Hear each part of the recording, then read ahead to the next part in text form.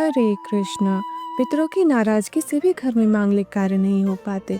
अगर किसी विवाह योग्य बालक बालिकाओं का विवाह नहीं हो पा रहा, विवाह में बाधाएं आ रही है, शादी के लिए रिश्ते नहीं हो पा रहे, विवाह की उम्र निकली जा रही है, तो इसका सबसे बड़ा कारण पितृदोष भी हो सकता है, जो भारत में लगभग हर 10वें घर में मिल जाएगा। इसी पितृदोष के कारण हमारे पितृ घर में कोई मांगलिक कार्य नहीं होने देते और इसी कारण संतान उत्पत्ति में भी बाधा आती है, क्योंकि अगर हमारे पितृ हमसे नाराज होते हैं तो हम कितनी भी पूजा पाठ कर ले, धाम घूम ले, किसी भी भगवान की कृपा नहीं हो सकती, क्योंकि पितृ हमारे घर के चारों ओर एक कवच बना कर रखते हैं, जिससे उनकी अनुमति के बिना कोई भी पार नहीं कर सकता। इसीलिए कहा जाता है पितरों का तर्पण और उनकी मुक्ति कराना बहुत जरूरी होता है। जब वे आपसे खुश रहेंगे तभी किसी भी सकारात्मक ऊर्जा को वो घर के अंदर प्रवेश करने देंगे। यह 100% सच है। भागवत गीता का 7वां अध्याय, जिसे ज्ञान विज्ञान योग कहा जाता है, पितरों को मुक्ति और मोक्ष दिलाने के लिए पढ़ा जाता है, खासकर पितृपक्ष में, क्योंकि इस अध्याय में परम सत्य का ज्ञान दिया गया है, जिसे सुनने और समझने से पितर परम ब्रह्म में लीन हो जाते हैं और पितृदोष से मुक्ति मिलती है। 7वां अध्याय पढ़ने के मुख्य कारण बहुत सारे हो सकते हैं, लेकिन मैं आपको 5 बताती हूँ। सबसे पहला, पितरों को मोक्ष दिलाना। इस अध्याय का पाठ करने से पितृ प्रसन्न होते हैं और प्रेत योनि से मुक्त होकर मोक्ष प्राप्त करते हैं। दूसरा, पितृदोष की समाप्ति। पितृपक्ष के दौरान इस अध्याय का पाठ करने से पितृदोष समाप्त होता है। तीसरा, परम सत्य का ज्ञान।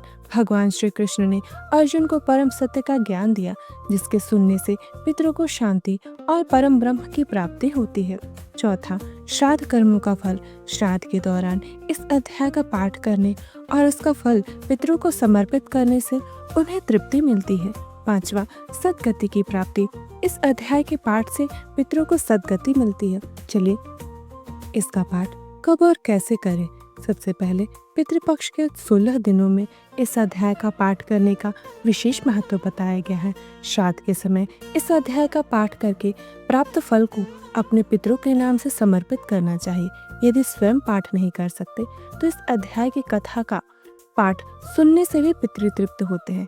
अगर आपको यह वीडियो अब तक अच्छी लगे तो वीडियो को लाइक करके चैनल को सब्सक्राइब कर ले, जिससे मेरे अगले आने वाली वीडियो की सारी नोटिफिकेशन आपको सबसे पहले मिल जाए। चलिए अब कथा प्रारंभ करते हैं। श्रीमद् भागवत गीता के 7वें अध्याय का महात्म्य कुछ इस प्रकार है।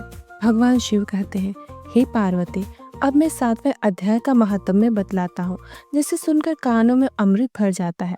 पाटलिपुत्र नामक एक दुर्गम नगर है, जिसका द्वार बहुत ही ऊंचा है। उस नगर में शंकुकर्ण नामक एक ब्राह्मण रहता था।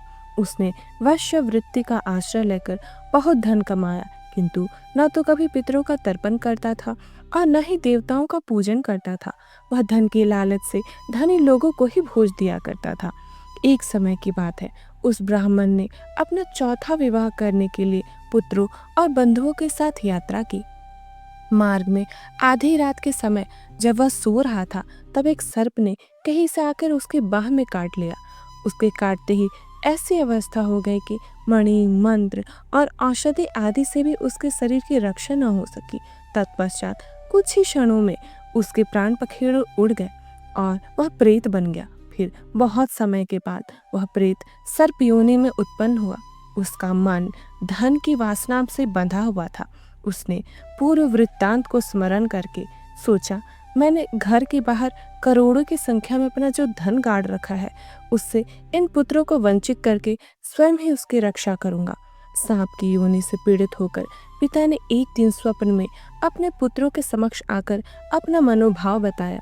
तब उसके पुत्रों ने सवेरे उठकर बड़े विस्मय के साथ एक दूसरे से स्वप्न की बातें कही। उनमें से मंझला पुत्र कुदाल हाथ में लिए घर से निकला और जहां उसके पिता सर्प योनि धारण करके रहते थे, उस स्थान पर गया। यद्यपि उसे धन के स्थान का ठीक ठीक पता नहीं था, तो भी उसने चिन्हों से उसका ठीक निश्चय कर लिया और लोभ बुद्धि से वहां पहुंचकर बिल को खोदना आरंभ किया। तभी एक बड़ा भयानक सांप प्रकट हुआ और बोला, अरे मूर्ख, तू कौन है? किस लिए आया है? यह बिल क्यों खोद रहा है? किसने तुझे भेजा है? पुत्र बोला, मैं आपका पुत्र हूँ, मेरा नाम शिव है। मैं रात्रि में देखे हुए सपने से विस्मित होकर यहाँ का धन लेने के लिए आया हूँ। पिता बोला, यदि तू मेरा पुत्र है तो मुझे शीघ्र ही बंधन से मुक्त कर। मैं अपने पूर्व जन्म के गाढ़े हुए धन के लिए ही सर्पयोनि में उत्पन्न हुआ हूँ। पुत्र बोला, पिताजी आपकी मुक्ति कैसे होगी, उसका उपाय मुझे बताइए, क्योंकि मैं इस रात में सब लोगों को छोड़कर आपके पास आया हूँ। पिता बोला, बेटा गीता के अमृत रूपी सप्तम अध्याय को छोड़कर मुझे मुक्त करने में तीर्थ, दान, तप और यज्ञ भी समर्थ नहीं है। केवल गीता का 7वां अध्याय ही प्राणियों के जरा, मृत्यु आदि दुखों को दूर करने वाला है। पुत्र, मेरे श्राद्ध के दिन गीता के 7वें अध्याय का पाठ करने वाले ब्राह्मण को श्रद्धापूर्वक भोजन कराओ, इससे निसंदेह मेरी मुक्ति हो जाएगी। वत्स, अपने शक्ति के अनुसार पूर्ण श्रद्धा के साथ वेद विद्या में प्रवीण अन्य ब्राह्मणों को भी भोजन कराना। सर्पयोनि में पड़े हुए पिता के ये वचन सुनकर सभी पुत्रों ने उसकी आज्ञा अनुसार तथा उससे भी अधिक किया। तब शंकुकर्ण ने अपने सर्प शरीर को त्याग कर दिव्य देह धारण किया और सारा धन पुत्रों के अधीन कर दिया। पिता ने करोड़ों की संख्या में जो धन उनमें बांट दिया था, उससे वे पुत्र बहुत प्रसन्न हुए। उनकी बुद्धि धर्म में लगी हुई थी, इसलिए उन्होंने बावली, कुआं, पोखरा, यज्ञ तथा देव मंदिर के लिए उस धन का उपयोग किया और धर्मशाला भी बनवाई। तत्पश्चात 7वें अध्याय का सदा जप करते हुए उन्होंने मोक्ष प्राप्त किया। श्री महादेव जी बोले, हे पार्वती, यह तुम्हें 7वें अध्याय का महात्म्य बतलाया है, जिसके श्रवण मात्र से मानव सब पापों से मुक्त हो जाता है। हरिओम तत्सत। अब भागवत गीता के 7वें अध्याय के श्लोकों का पाठ करते हैं। श्री भगवान बोले, हे पार्थ, अनन्य प्रेम से मुझ में आसक्त चित्त तथा अनन्य भाव से मेरे परायण होकर योग में लगे हुए तुम जिस प्रकार से संपूर्ण विभूति, बल, ऐश्वर्यादि गुणों से युक्त सबके आत्म रूप मुझको संशय रहित जानोगे, उसको सुनो। मैं तुम्हारे लिए इस विज्ञान सहित तत्व ज्ञान को संपूर्णतया कहूँगा, जिसको जानकर संसार में फिर और कुछ भी जानने योग्य शेष नहीं रह जाता। हजारों मनुष्यों में कोई एक मेरी प्राप्ति के लिए यत्न करता है और उन यत्न करने वाले योगियों में भी कोई एक मेरे परायण होकर मुझको तत्व से अर्थात यथार्थ रूप में जानता है। पृथ्वी, जल, अग्नि, वायु, आकाश, मन, बुद्धि और अहंकार, इस प्रकार ये 8 प्रकार से विभाजित मेरी प्रकृति है। यह 8 प्रकार के भेदों वाली तो अपरा अर्थात मेरी जड़ प्रकृति है। और हे महाबाहो, इससे दूसरी को, जिससे यह संपूर्ण जगत धारण किया जाता है, मेरी जीव रूपा परा अर्थात चेतन प्रकृति जानो। यह अपरा प्रकृति है, परंतु हे महाबाहो, तुम इससे भिन्न मेरी श्रेष्ठ प्रकृति को, उसी प्राण को जानो जिसके द्वारा यह ब्रह्मांड कायम है। हे अर्जुन, तुम ऐसा समझो कि संपूर्ण भूत इन दोनों प्रकृतियों से ही उत्पन्न होने वाले हैं और मैं संपूर्ण जगत का प्रभाव तथा प्रलय हूँ, अर्थात संपूर्ण जगत का मूल कारण हूँ। हे धनंजय, मुझसे भिन्न दूसरा कोई भी परम कारण नहीं है। यह संपूर्ण जगत सूत्र में सूत्र के मोतियों सहस्र मुझ में गुंथा हुआ है।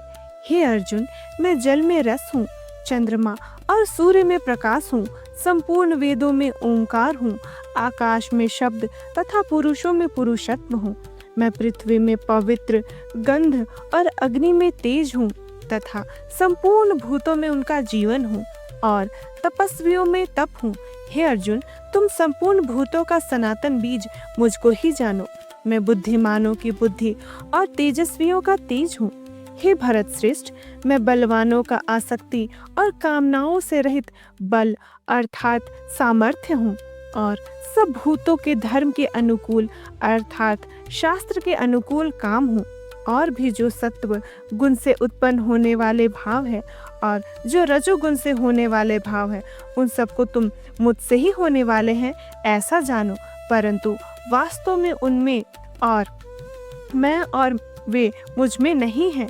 गुणों के कार्य रूप सात्विक, राजस और तामस, इन तीनों प्रकार के भावों से यह सारा संसार प्राणी समुदाय मोहित हो रहा है। इसलिए इन तीनों गुणों से परे मुझ अविनाशी को नहीं जानता, क्योंकि यह अलौकिक अर्थात अति अद्भुत त्रिगुणमयी मेरी माया बड़ी दुस्तर है। परंतु जो पुरुष केवल मुझको ही निरंतर भजते हैं वे इस माया को उल्लंघन कर जाते हैं, अर्थात संसार से तर जाते हैं। माया द्वारा जिनका ज्ञान हरा जा चुका है, ऐसे आसुर स्वभाव को धारण किए हुए मनुष्यों में नीच दूषित कर्म करने वाले मूढ़ लोग मुझको नहीं भजते। हे भरतवंशियों में श्रेष्ठ अर्जुन, उत्तम करने वाले अर्थार्थी, आर्त, जिज्ञासु और ज्ञानी ऐसे 4 प्रकार के भक्तजन मुझको भजते हैं। उनमें नित्य मुझ में एक ही भाव से स्थित अनन्य प्रेम भक्ति वाला ज्ञानी भक्त अति उत्तम है, क्योंकि मुझको तत्व से जानने वाले ज्ञानी को मैं अत्यंत प्रिय हूँ और वह ज्ञानी मुझे अत्यंत प्रिय है। ये सभी उदार है, परंतु ज्ञानी तो साक्षात मेरा स्वरूप ही है, ऐसा मेरा मत है, क्योंकि वह मन्नत मन बुद्धि वाला ज्ञानी भक्त अति उत्तम गति स्वरूप मुझ में ही अति अच्छे प्रकार स्थित है।